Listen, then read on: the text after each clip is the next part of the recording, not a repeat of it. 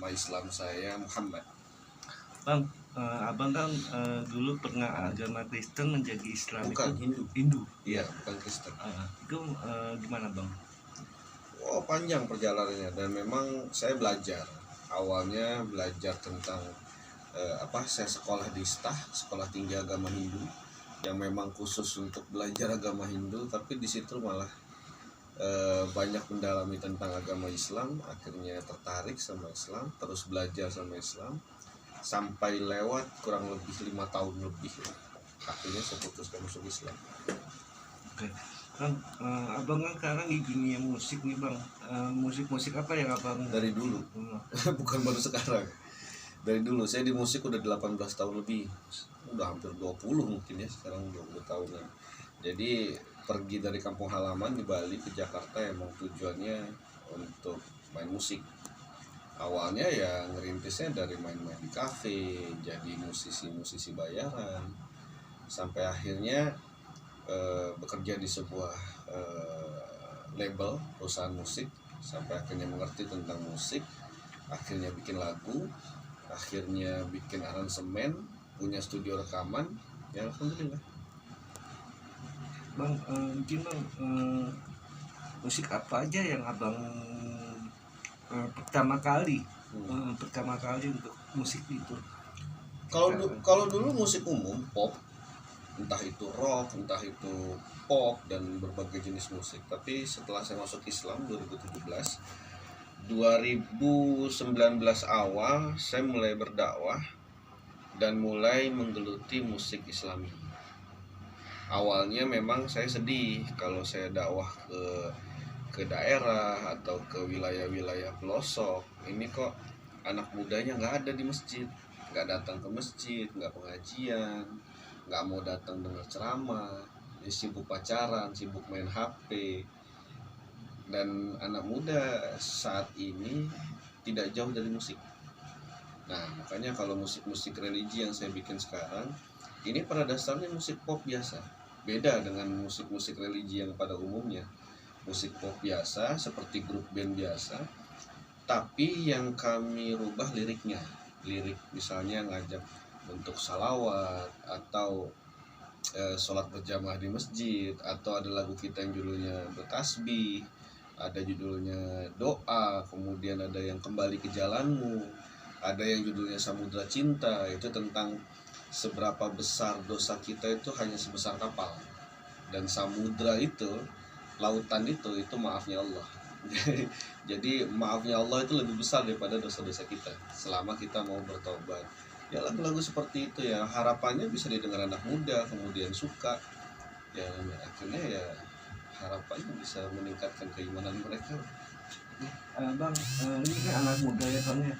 Anak muda kan kebanyakan judul lagunya kalau Korea. Ya. Apakah abang bisa menciptakan Korea itu menjadi musik kayak musisi Islam gitu? Nah, makanya dengarkan lagu-lagunya Kulhaya, lagu-lagu grup band saya yang baru ini. Kebetulan memang personilnya ada 6 orang dan semua ini alirannya berbeda semua. Ada yang NU, ada yang Muhammadiyah, ada yang Salafi, ada yang Jamaah Tabligh, ada yang Persis, macam-macam. Dan itu kita satukan semua biar kasih contoh, ini Islam bisa loh bersatu. Kita bikin musik ya, dengarkan di YouTube ada, di semua platform musik ada. Bahkan ada beberapa lagu kita itu memang lagu sangat mirip sekali dengan lagu Korea, dan itu jadi lagu Islami.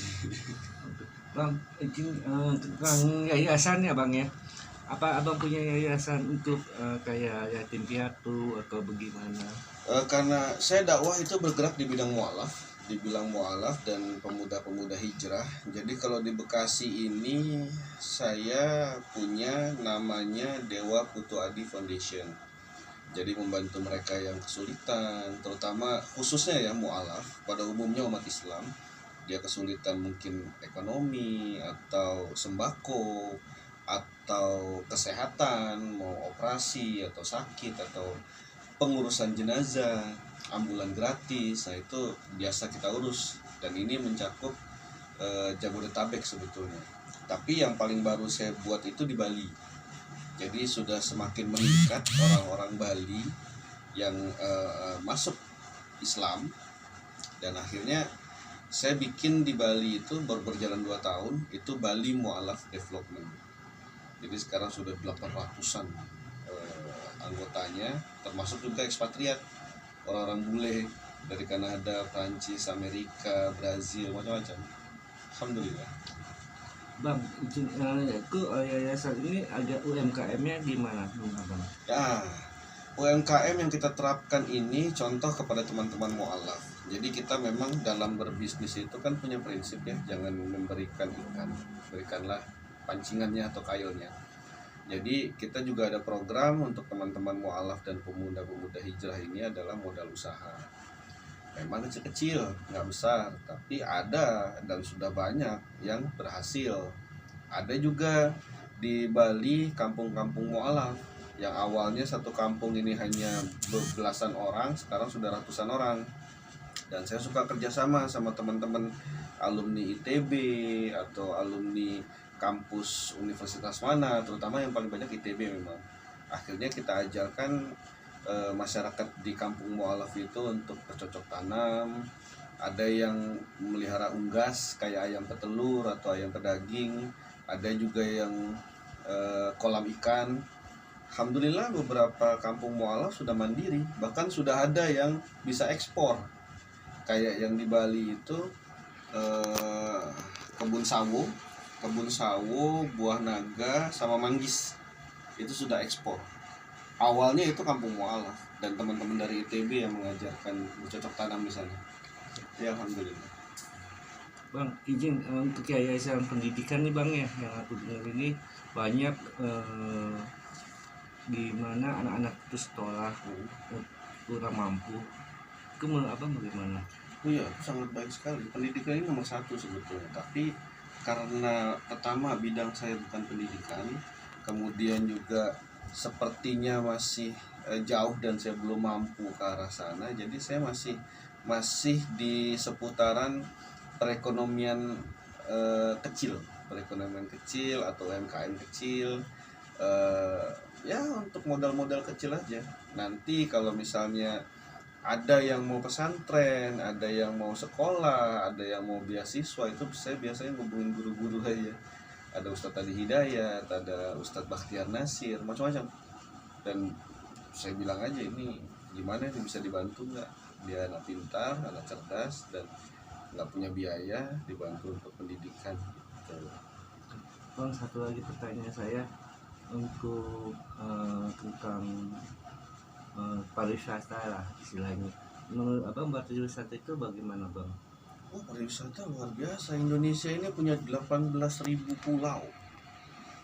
Tentu saja pariwisata itu bisa menjadi pemasukan devisa untuk negara ini. Contoh saja Bali itu kalau tidak salah itu 32% penghasil devisa negara. Makanya kemarin pandemi 2 tahun lebih itu Bali seperti kota mati, habis. Tapi sekarang alhamdulillah kita sudah memasuki masa endemi yang sudah mulai berangsur-angsur pulih. Bali juga sudah mulai banyak tamunya, dan di Indonesia ini yang lebih cantik dari Bali banyak. Cuman sayangnya belum dikembangkan. Nah, ini yang tugas pemerintah untuk mengembangkan pariwisata, dan pariwisata juga tidak jauh dari hiburan, entertain.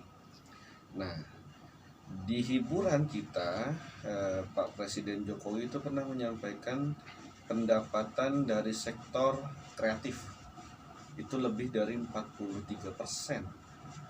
Berarti kan besar. Kita kepingin di dunia entertain ini juga seperti Korea, tahu ya? Yeah. Grup musik Korea, K-pop itu tuh dibiayai negara, kayak dapat beasiswa gitu. Dibiayai negara, didukung sama negaranya sampai mendunia. Harapannya banyak talenta di Indonesia ini, banyak anak-anak cerdas, anak-anak pintar, anak-anak kreatif di Indonesia ini, harusnya pemerintah dukung. Jangan cuman naikin bensin, naikin listrik. Jadi harus bisa mendukung karya-karya anak bangsa. Bang, satu lagi harapan ke depan untuk pemerintah pusat yang jalanannya rusak itu Abang bagaimana? Ya tentu saja kan, katanya ini kan Pak Jokowi kan sudah membangun banyak jalan, infrastruktur dan sebagainya, jalan tol. Cuman kita bingung ini punya siapa ini jalan tol dan sebagainya. Tapi yang dilupakan adalah akses masyarakat, jalan, dan banyak daerah-daerah Indonesia ini yang jalannya belum ada. Jangankan jalan, jembatan atau eh, perbaikan infrastruktur yang ada di negara kita ini masih sangat minim sekali. Kalau kota besar biasanya didahulukan, tapi kalau daerah kecil, dan Mas kalau misalnya ke Bali itu jalan di kabupaten aja mulus Mas, kayak kulit anak ABG, pokoknya mulus sekali. Banyak teman-teman bilang, ih jalan di Bali kok mulus-mulus sih ya, padahal jalan di Bali kecil-kecil. Nah, jalan di kabupaten, contoh misalnya orang kalau menyeberang dari Jawa Timur, dari Gilimanuk sampai di Ketapang, kemudian sampai di Pulau Bali, baru masuk saja itu jalan sudah rapi, Sobat. Padahal penghuni sedikit, masyarakat masih kosong, bahkan melewati hutan lindung, dan itu jalan bagus-bagus. Nah, harapan saya sih ke depannya pemerintah lebih aware lagi, lebih perhatian lagi untuk masalah jalan. Jangan jadi penambah masalah, karena kan Jabodetabek ini kan macetnya sudah luar biasa, ditambah lagi jalan yang nggak rapi, kemudian dikorupsi lah uang-uang untuk perbaikan maintenance jalan segala macam. Saya lihat juga di media sosial itu ada orang yang mengerti tentang perbaikan jalan, dia komplain, kok begini benerin jalan ini salah, kalau cuman begini mah nggak sampai sebulan juga rusak lagi. Ya mudah-mudahan pemerintah bisa memperbaiki infrastruktur. Harapan depan pemerintah untuk jalanan rusak, tentang UMKM atau pendidikan. Ya jelas tadi saya sudah sampaikan bahwa harus dapat perhatian lebih dari pemerintah. Tugas pemerintah dan pemimpin itu apa sih? Mensejahterakan masyarakat. Itu dulu aja, masyarakat sejahtera. Percuma kita punya banyak tol, jalan layang tumpuk 11, sudah mall di mana-mana, pembangunan, gedung-gedung bertingkat di mana-mana, tapi masih ada yang kelaparan, masih ada jalan rusak, bahkan masih ada daerah yang tidak ada jalannya, sulit untuk diakses, lampu jalanan, penerangan jalan, masya Allah. Ini kan akses masyarakat. Bagaimana mereka mau berusaha, mau ekonominya baik kalau tidak diurus sama pemerintah? Jangan cuma melihat indah di luar saja. Ibaratnya kalau manusia ini pakaiannya bagus, rapi, pakai jas, tapi perutnya lapar, belum makan, kan percuma. Jadi harus didahulukan dulu masyarakatnya, kesejahteraan masyarakat, ekonomi masyarakat, kesehatan masyarakat, pendidikan masyarakat, itu dulu. Jadi harus diperhatikan sama pemerintah, baru sisanya infrastruktur, pembangunan ini, pembangunan itu, ya insya Allah. Bang, izin tentang pencalonan Anies calon presiden, kira-kira menurut abang yang paling baik calon presiden siapa bang? Ya saya kenal Pak Anies karena baru ketemu, baru berbincang-bincang.